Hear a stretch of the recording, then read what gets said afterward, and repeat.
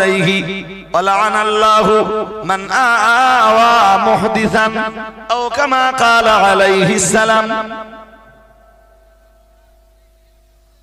খুব ভাইটাল হাদিস।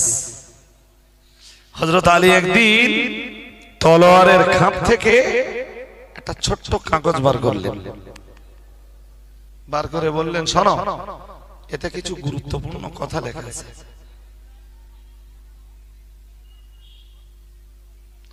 সাহাবীরা বললেন, হুজুর, ওই কাগজের টুকরায় কি লেখা আছে আমরা শুনবো, আপনি বলুন।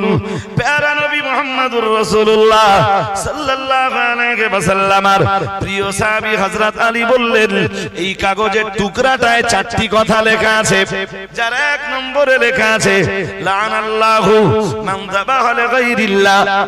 দুনিয়ায় যারা আল্লাহর নাম ভিন্ন অন্য কোন নামে কোন প্রাণীকে জবাই করে, ওদের উপরে আল্লাহর গজব নাযিল হয়। নাউযুবিল্লাহ। কারোর বলো বদদোয়া করা লাগে না, বলো যে আল্লাহ, ও তোমার নাম ভিন্ন অন্য নামে জবাই করতেছ, তা তুমি দাও, ওরে গজব দিয়ে শেষ করে দাও।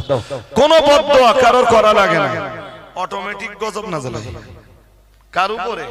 যে আল্লাহর নাম ছাড়া অন্যের নামে আমরা জবাই করি। যখন কি বলি? বিসমিল্লাহি আল্লাহু আকবার, তাই তো? আরে হ্যাঁ না বলবেন? হ্যাঁ।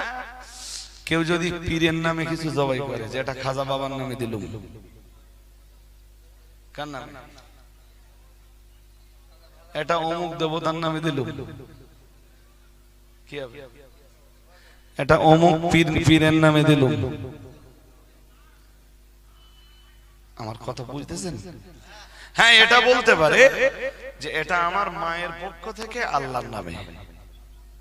কার পক্ষ থেকে? আল্লাহ দান করছি আমি, কিন্তু আমার মায়ের পক্ষ থেকে।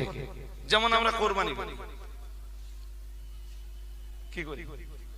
হ্যাঁ, অমুকের বেটা অমুকের পক্ষ থেকে, অমুকের কন্যা অমুকের পক্ষ থেকে। কার নাম? জোর করে বলেন। কিন্তু আল্লাহর নাম ভিন্ন অন্য কোন নামে জবাই করা যাবে না।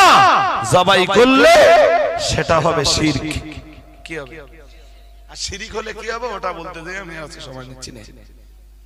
2 নম্বরে হযরত আলী বললেন, শোনো, লেখা আছে এই কাগজে 2 নম্বরে লেখা আছে, ওয়ালানাল্লাহু মান সারাকা মানারাল আরদ ওয়া ফি রিওয়ায়াতিন মান গায়্যারা মানারাল আরদ। 2 নম্বরে ওই কাগজটায় লেখা আছে, আল্লাহ